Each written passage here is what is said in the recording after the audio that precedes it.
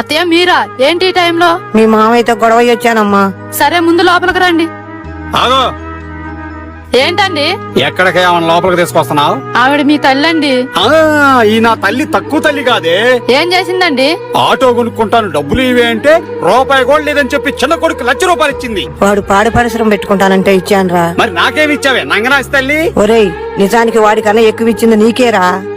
ఎన్ని ఇచ్చినా వినియోగించుకోకుండా ఆ పాడు ప్యాకెట్లో బాగొట్టావు. అవన్నొద్దు, అన్ని నీ చిన్న కొడుకే పెట్టావు కాబట్టి వాడి దగ్గరికే పో. ఆగత్తయ్య, నిలుపుకోవడం మీకు చేతకాక ఆవిడ ఎందుకండి నిందిస్తారు? చేసుకున్నాడికి చేసుకున్నంత అన్నారు పెద్దలు. మీలో అవలక్షణం పెట్టుకుని ఆవిడంటే ఏమొస్తుందండి?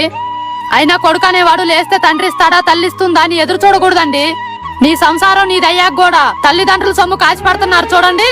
ముందు దానికి సిగ్గుపడండి.